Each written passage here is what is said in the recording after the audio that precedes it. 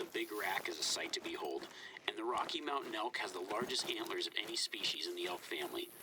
I think I've even seen a couple of 7-pointers out here before. The gear is in here. I packed it into a couple of backpacks. It shouldn't be too heavy.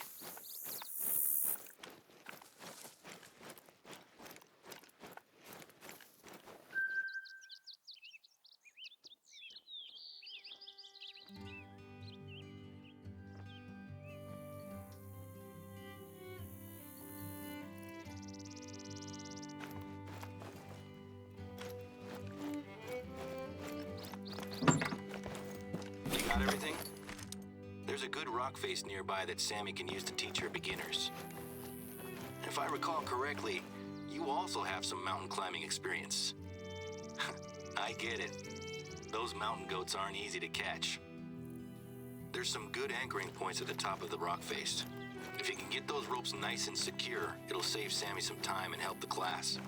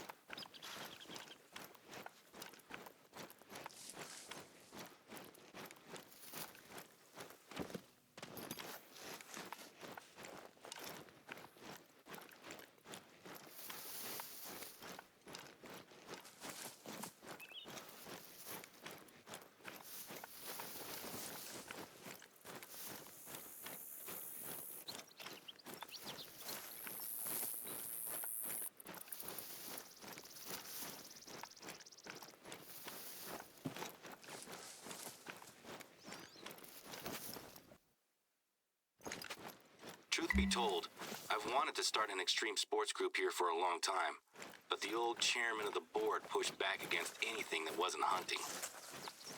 He was very old-fashioned, though. The patriarch of the Simpkins Electronics empire. He even forced his vegan animal rights activist son, Timothy, to come with him on hunting trips to Africa. Accused the activist of brainwashing his son. The family reputation around here dropped quite dramatically when my dad caught Timothy drinking and dealing drugs inside the reserve. Simpkins actually used his power on the board to keep my dad quiet. But the next time my dad caught Tim in the reserve, he wasn't just dealing drugs. He had been poaching. Dad called it in without even telling Simpkins Sr. Of course, he was furious. Tried to get my dad fired, actually. But all credit to the board. They stuck with my old man. All these changes I want to make will hopefully account for the loss of the Simpkins' money and influence. This is just the start, too. I'm proposing snowboarding and extreme skiing for the winter. I've got some friends who I'd love to invite over to shoot some videos. Could be fun, don't you think? Anyway, if the rappelling goes well and makes a little money, I think the old folks on the board will start to come around.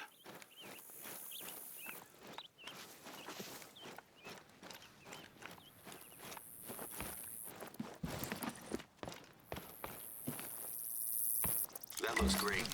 I doubt I could have done a better job myself. Don't let the ropes down. We don't need them getting all tangled up. I really appreciate your help with this one.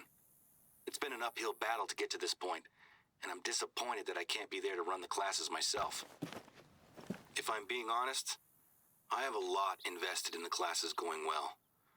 There's still some people on the board who are friends with the old chairman, and it seems pretty clear that they don't like me proposing new ideas.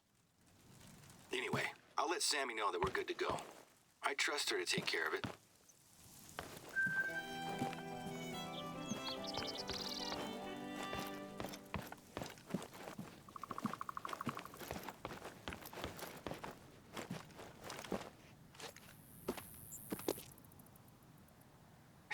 So listen, there might be a situation going on at the moment and I could really use your help to check it out. It's not just gold and silver mining that took place out here. Even more recently, there was a working uranium mine in the area. When the reserve was established, we took responsibility for keeping it safe. Anyway, the old uranium mine is very rarely a problem. But recently, it appears that one of our neighbors, a guy I went to school with actually, has been spotted camping out around the mine. His name's Bobby Joe Jefferson. He's normally just a nuisance, driving his quad bike around and setting up little shooting ranges with tin cans. He makes the deer and turkeys extra skittish, so the hunters hate him. Can you head over to the mine and see what's going on? He's allowed to hike and camp there, but I don't want him going anywhere near the entrance itself.